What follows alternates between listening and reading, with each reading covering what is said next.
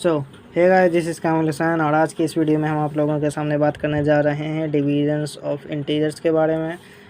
ये बिल्कुल वही डिवीज़न है भाई जो आप लोगों ने 2-3 क्लास में पढ़ा था। बस इसमें फ़र्क बस इतना है कि यहाँ माइनस प्लस का आपको ध्यान रखना है और 1-2 कॉन्सेप्ट और है जिसे आपको और माइंड में रखना है। बाकी आपका सारा कंसेप्ट तो 2-3 में ही क्लियर था।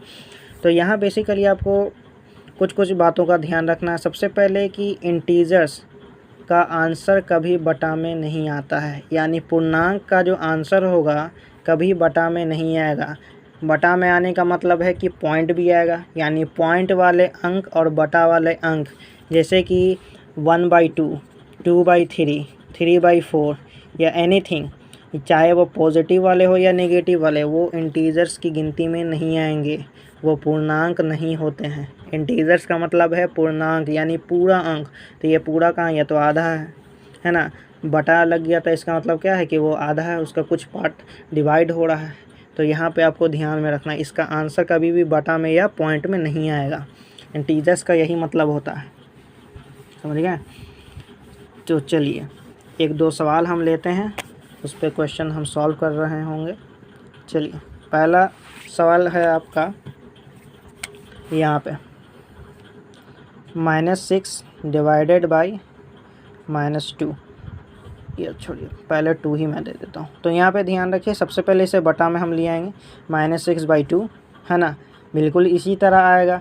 अगर बटा में सीधा आंसर आ जा रहा है, नहीं कट रहा है, तो समझ जाइए वो क्वेश्चन में फॉल्ट है, यानी वो इंटीजर्स में नहीं आएगा। एक चीज़ हमेशा आपको ध्यान में रखना है, समझ गए। यहाँ पे देखिए 2 3 जा 6, यहाँ पे देखिए 3 तो आएगा, लेकिन यहाँ पे देखिए माइनस लगा हुआ है, तो यहाँ पे भी माइनस लग जाएगा, यानी आंसर आएगा हमारा -3। बिल्कुल इसी तरह यहाँ पे क्वेश्चन दूसरा है 8 डिवाइडेड बाई -4। मैंने आपको प्रीवियस क्लास में बताया था कि ब्रैकेट किस लिए दिया जाता है, 2 साइन को अलग करने के लिए ब्रैकेट का इस्तेमाल किया जाता है, या 2 कंपोनेंट को मल्टीप्लाई करने के लिए ब्रैकेट का इस्तेमाल किया जाता है। उससे ज़्यादा ब्रैकेट का और कोई इस्तेमाल नहीं होता है। तो यहाँ पे देखिए 8 जो पहले है वो ऊपर जाएगा और 4 जो लास्ट में है, यानी दाएं तरफ जो है वो नीचे आएगा। तो यानी 8/-4। एक चीज़ यहाँ पर आपको एक और बात ध्यान में रखना है, यहाँ पे देखिए नेगेटिव जो है ना, डिनोमिनेटर नेगेटिव में नहीं होता है, यानी हर कभी माइनस में नहीं होना चाहिए। हमेशा अंश यानी नोमिनेटर माइनस में होगा तो चल जाएगा, लेकिन हर जो होगा डिनोमिनेटर वो कभी माइनस में नहीं होना चाहिए। माइनस में जैसे होगा डिफाइन नहीं होगा। तो हम ऐसे एक टेक्निक के थ्रू बनाएंगे। यहाँ पे जो माइनस है ना, उसको हम ऊपर शिफ्ट कर देंगे और यहाँ 4 हो जाएगा पॉजिटिव में, समझ गए। देखिए पहले 8 था पॉजिटिव, अब हो गया नेगेटिव, 4 था नेगेटिव, अब हो गया पॉजिटिव। बस माइनस को उधर भेज दिया मैंने ऊपर की तरफ, ठीक। तो यहाँ पे -8/4 हो चुका है, तो अब ये कैपेबल है बनाने के लिए। 4 2 जो यहाँ पे कितना आ जाएगा 8, तो यहाँ पे आएगा आंसर हमारा क्या, -2 है ना। 2 तो आ रहा है, लेकिन देखिए यहाँ पे माइनस लगा हुआ है, तो यहाँ पे माइनस आपको लगाना पड़ेगा, ठीक है। और भी बहुत सारे कंसेप्ट हैं जो मैं आपको क्लियर करूँगा।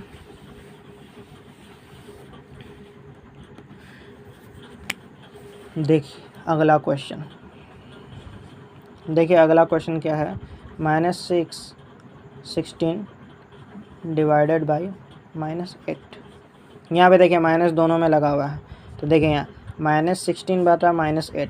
कुछ लोग ऐसा करते हैं माइनस माइनस को यहाँ पे कैंसिल कर देते हैं, वो भी सही है, लेकिन देखिए ये बेसिकली कैंसिल होता नहीं है। ये देखिए होता क्या है एक्चुअल में, यहाँ पे -16 है ना, यहाँ पे -8 है। जैसा कि ये मैंने आपको पहले ही बताया है, नेगेटिव माइनस नीचे वाला नेगेटिव में नहीं होना चाहिए, तो उसे ऊपर शिफ्ट करेंगे। तो देखिए जैसे ये वाले माइनस को हम ऊपर शिफ्ट करेंगे, तो माइनस से क्या होगा, मल्टीप्लाई होगा। तो माइनस माइनस क्या आपको मैंने पढ़ाया था प्रीवियस क्लास में, प्लस होता है। तो ये हो जाएगा क्या, +16/8, क्योंकि माइनस वाला तो मैंने ऊपर शिफ्ट कर दिया था, तभी तो प्लस हुआ था। यहाँ पे देखिए, यहाँ पे क्या होगा, 8 2 जा 16, यहाँ पे आ जाएगा आंसर 2। वहाँ पे भी आंसर 2 ही आता, देखिए 8 2 जा 16, यहाँ पे भी 2 आता। ये बस मैंने आपको बता दिया है कि ये माइनस माइनस प्लस क्यों हुआ। अगर कोई पूछे तो आप इस तरह से जवाब देंगे, तो आपका 100% सही होगा। मैं बार बार रिपीट कर रहा हूँ, इसमें यही ध्यान रखने वाली बात है कि इंटीजर्स कभी बटा में या पॉइंट में नहीं आते हैं। इंटीजर्स पॉजिटिव भी हो सकते हैं या नेगेटिव भी हो सकते हैं, इस पर कोई दिक्कत वाली बात नहीं है। लेकिन दिक्कत वाली बात तब आएगी जब इंटीजर्स आप बटे में लिखते हैं, यानी वो डिफाइन ही नहीं होगा, वो इंटीजर्स होगा ही नहीं, ठीक है। एक बात यही आपको ध्यान में रखनी है। देखिए अगला क्वेश्चन यहाँ पे आएगा,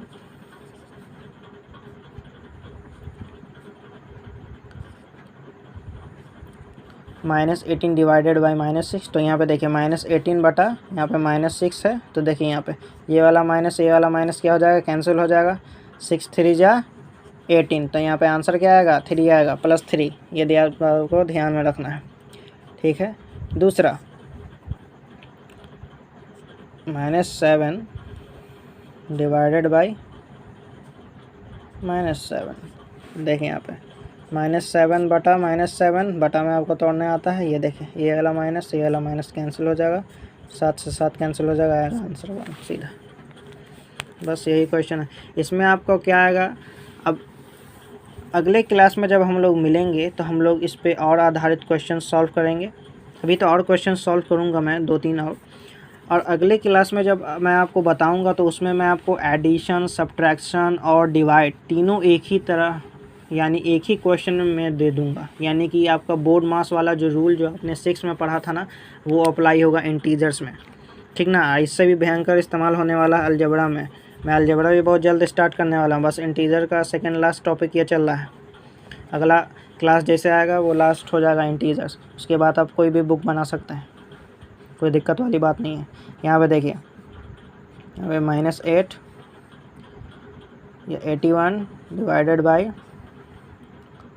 यहाँ पे मैं दे दूँगा आपको -3 दे दूँगा, ठीक है। तो यहाँ पे देखिए -81 बटा -3 हो जाएगा, ठीक है। तो माइनस से माइनस फ्री, यहाँ पे देखिए 3 2 जा 6, 3 7 जा 21। तो यहाँ पे आंसर आएगा 27। बहुत से बच्चे को काटने में प्रॉब्लम होता है कि सर काटें कैसे, तो मैं इससे आपके लिए एक डेडिकेटेड वीडियो बना दूंगा जिसमें मैं आपको बहुत सारे ट्रिक्स एंड ट्रिप बताऊंगा, जिसके थ्रू आप बड़े आसानी से किसी भी नंबर्स को, किसी भी लार्ज वैल्यू को आप किसी भी नंबर से काट सकते हैं। यही बहुत ज़्यादा इंपॉर्टेंट होता है, ठीक है। तो यहाँ पे आंसर आ जाएगा इसका +27। अगला क्वेश्चन की तरफ बढ़ते हैं। यहाँ पे देखिए -34 डिवाइडेड बाई 17, ठीक है। यहाँ पे मैं साफ से लिख देता हूँ 17, ठीक है। तो यहाँ पे देखिए -34 बटा 17। तो यहाँ पे देखिए 17 पॉजिटिव में है, इसलिए यहाँ पे मैंने माइनस कैंसिल नहीं किया। 17 2 जा 34, ठीक है। तो यहाँ पे देखिए ये -2 यहाँ पे हो जाएगा, क्योंकि 2 का 2 उतारेंगे, लेकिन यहाँ पे देखिए ये माइनस है ना, तो इसलिए आपको -2 यहाँ पर लिखना पड़ेगा, समझ गए। तो स्टूडेंट आज की क्लास में बस इतना ही। अगले क्लास में जब हम लोग मिलेंगे तो आपको मैं बोर्ड मास के अकॉर्डिंगली पूरे क्वेश्चन सॉल्व करवा रहा हूँगा। वहाँ पे आपको नेगेटिव, पॉजिटिव और डिवाइड वाले जितने भी क्वेश्चन है सॉल्व हो जाएंगे। वहाँ पर भी आपको बोर्ड मास का नियम अप्लाई करना होगा, ठीक है ना। अगर किसी को बोर्ड मास के नियम में प्रॉब्लम है तो कोई बात नहीं, मैं उसके लिए भी एक डेडिकेटेड वीडियो ज़रूर बना दूँगा। क्योंकि देखिए बोर्ड मास का जो नियम है ना, वो सिर्फ 6 के लिए ही एप्लीकेबल नहीं है। जब आप अलजेब्रा पढ़ेंगे तो उसका भरमार इस्तेमाल है और इंटीजर का भी इस्तेमाल है। बेसिकली अलजेब्रा जो है ना, आप लोगों ने 1 से लेके जितना 6 तक जितना ही मैथमेटिक्स पढ़ा है ना, सबका एक निचोड़ है अलजेब्रा, समझ गए। तो इसीलिए मैं आपका बेसिक कंसेप्ट क्लियर कर रहा हूँ, तब जाके मैं अलजेब्रा में इन करूँगा। और जो मैं अलजेब्रा आपको पढ़ा दूँगा ना, फिर आप कोई भी बुक आराम से सॉल्व कर सकते हो, चाहे वो कोई भी कॉम्पिटिटिव लेवल का बुक, अपने लेवल पे आप आराम से सॉल्व कर देंगे, ठीक है student. Now after that is next class.